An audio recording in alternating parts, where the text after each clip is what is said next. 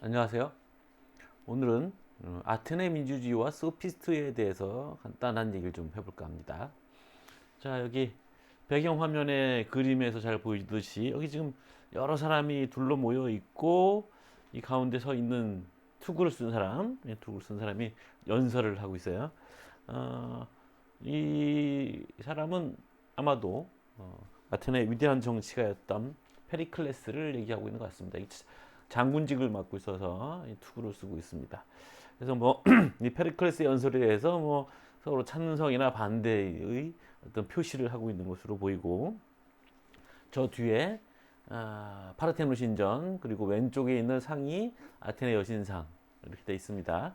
그래서 아테네 아크로폴리스가 민주주의 어떤 상징적인 것이기도 하고 페리클레스의 어떤 영광을 나타내기도 하는 것이어서 배경 화면으로 삼아봤습니다.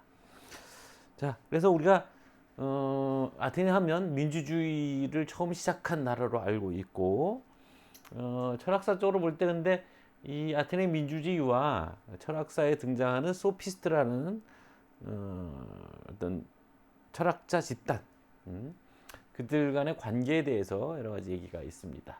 그래서 그 이야기를 간단하게 우리가 이제 다른 텍스트를 이해하기 위한 어떤 참고 자료 정도의 수준에서 알아보고자 합니다. 여기 언덕 위에 앉아 있는 사람들도 인상적이죠. 어, 그 아크로폴리스가 이게 지금 마치 평지에 있는 것처럼 되어 있습니다만 이 그림의 구성상 이렇게 되어 있는 거고요. 아크로폴리스라는 그 언덕 위에 자리 잡고 있고 그 언덕 바지에 이런 이제 아리오스파고스라는 바위 언덕이 있습니다. 그래서 거기에 이제 사람이 앉아 있는 것 같은 식으로 화면을 편집한 그림이에요. 자, 소피스트라고 하면 기원전 5세기경에 아테네에서 주로 활동했던 일군의 철학자들을 얘기합니다. 프로타고라스, 고르기아스, 프로디코스, 히피아스, 트라시마코스 등이 있습니다.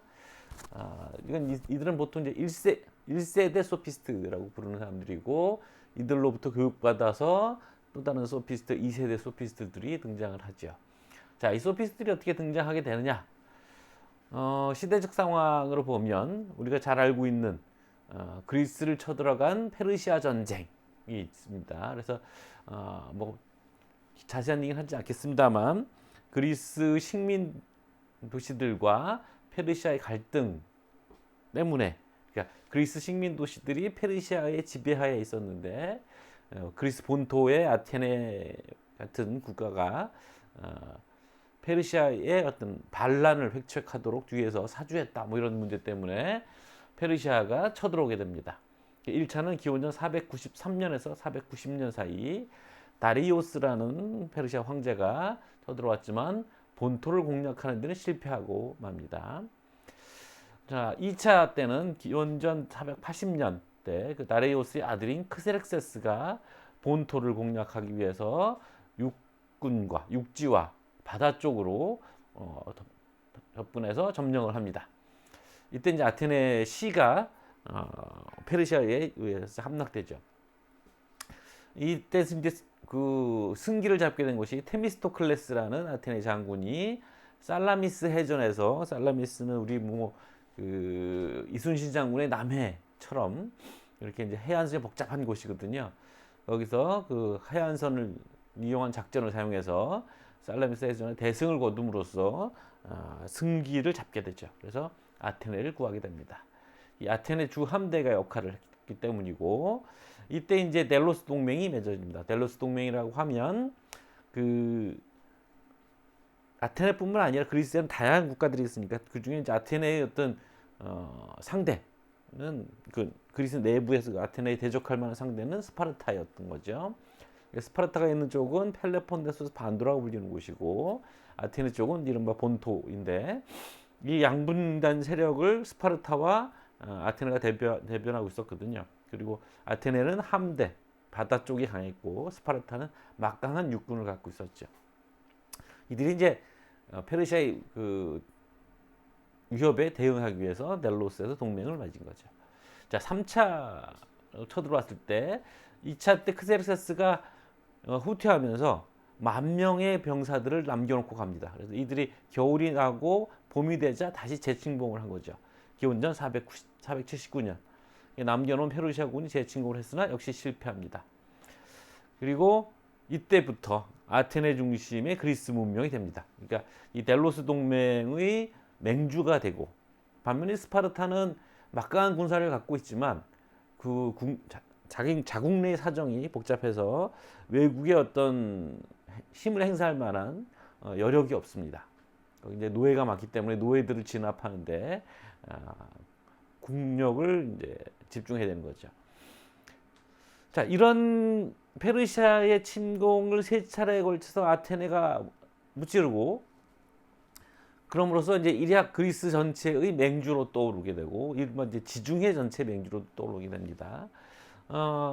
그런 이 와중에 특히 이제 테미스토클레스의 이 함대에서 중요한 거는 배에서 노젓는 사람들이거든요. 그러니까 예전의 전투 방식에서는 어떤 말을 타거나 전차를 타고 적들을 물리치는 어떤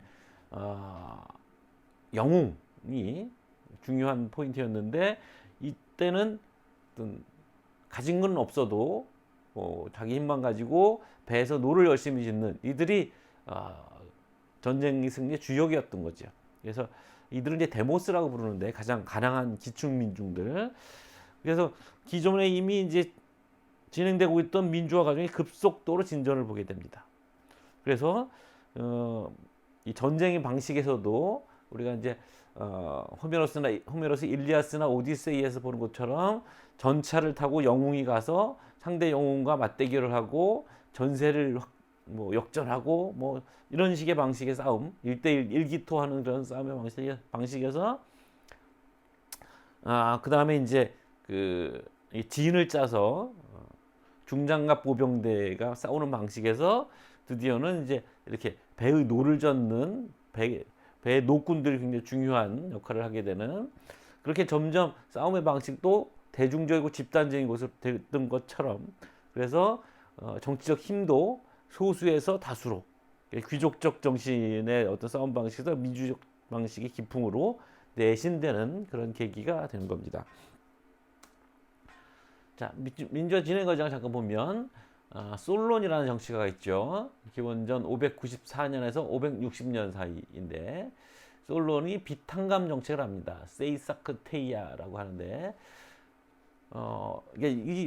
이렇게 된 이유가 이제 아테네의 가난한 자들과 부자인 자들의 갈등이 너무 심해져 갖고 양쪽 측의 대표들이 와서 솔론에게 이 문제를 해결해 달라 이랬다는 거예요. 그래서 솔론이 이렇게 된 이유가 이제 가난한 농민들이 춘궁기에 곡식이 없을 때 부자로부터 곡식을 빌려다가 염용을 하고 추수를 할 때 다시 거기다 갚는데, 이게 이제 고리대금이 되다 보니까 결국 자기 논밭도 넘어가게 되고 부자들의 노예가 되는 그런 처지가 됐다는 거죠. 그래서 솔론이 과감하게 빚을 탕감시켜주는 정책을 이제 끌어오게 됩니다.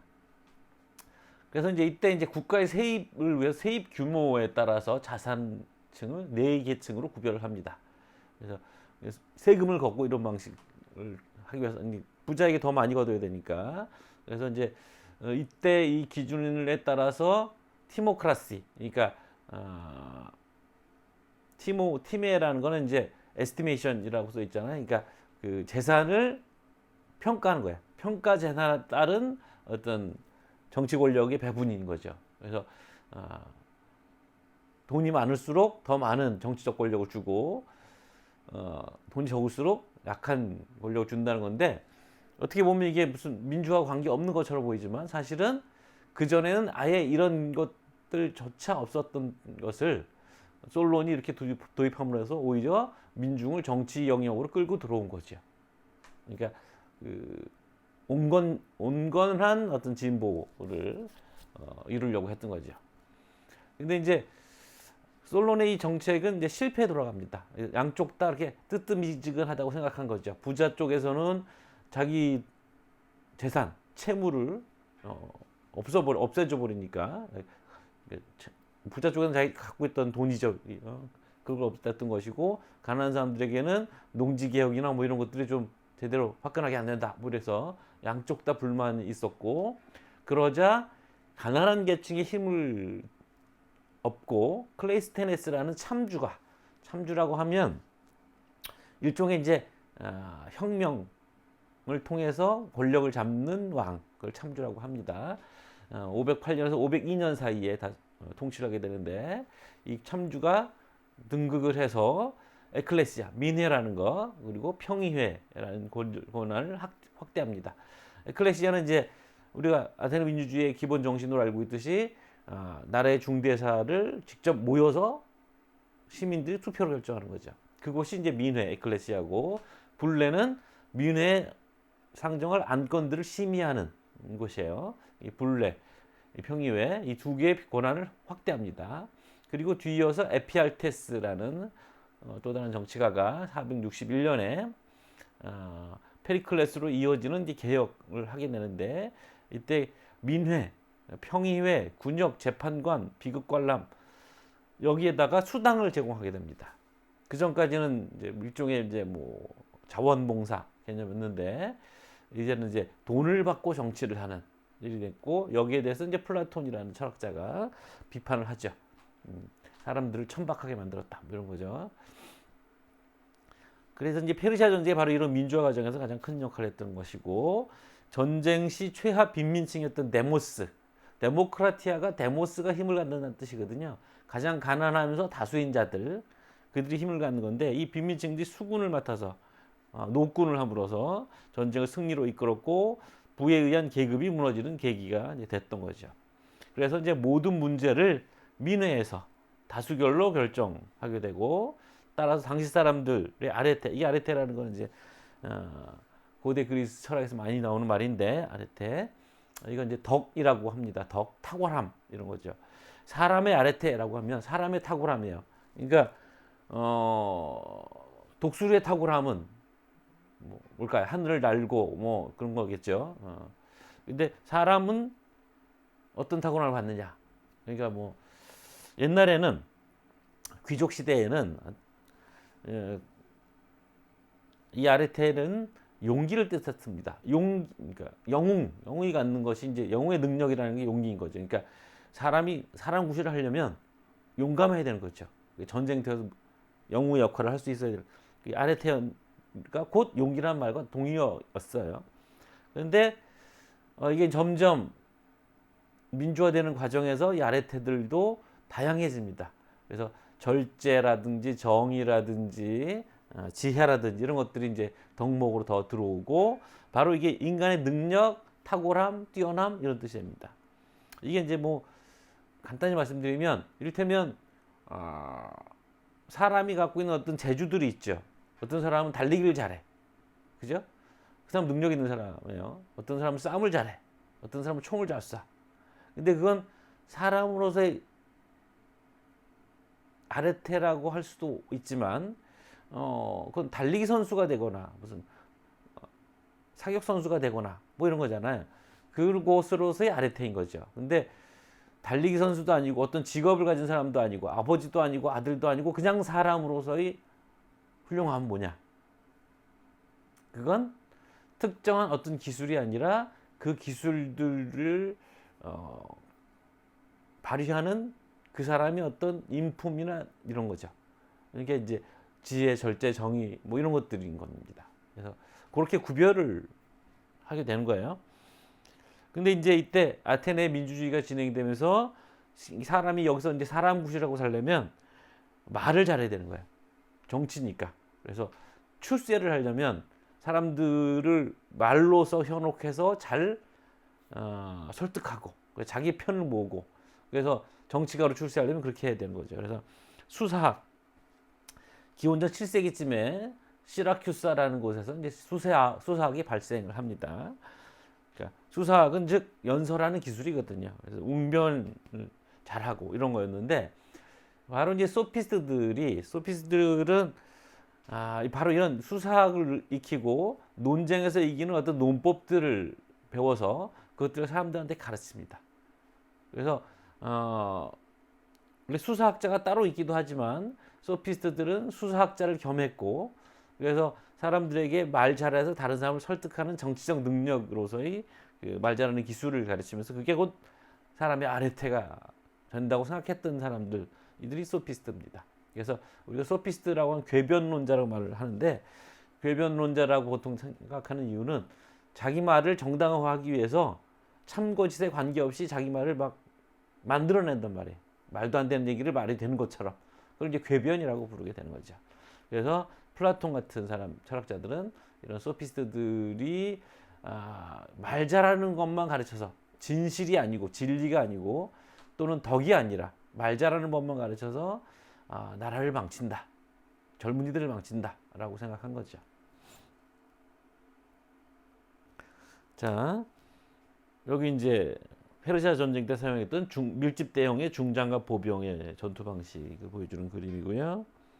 바로 이제 각 사람들이 하는 무장 방식은 이렇게 됩니다. 여기다가 이제 긴 창을 사용하게 되면 전열을 짜고 싸우는 것이 되고, 자, 이 살라미스 해전 등에서 사용했던 아테네의 배입니다. 3단 노선이라고 불러요. 여기 뾰족하고 단단해서 이걸로 이제 페르시아 배를 부러뜨리고, 그러니까 요새 뭐 명랑이니 뭐 이런 이순신의 영화에 잘 나오죠. 여기 이렇게 보입니다. 살라미스 해전도예요. 이것도 이제 살라미스 해전도인데 독일 화가가 그린 겁니다. 카울바흐라는 독일 화가가 그린 그림이고, 바로 이게 이제 살라미스 해전에서 이기고 돌아온 아테네 수군들을 감동적으로 그린 작품이고, 여인들이 와서 반기고 있고, 그러니까 민중의 귀환이고 민중의 어떤 상승을 보여주는 거죠. 여기 허친슨의 뭐 민족 이야기라는 책에 사파로 그려진 겁니다. 자, 아테네 민주주의와 소피스트에 대한 간단한 말씀을 드렸습니다.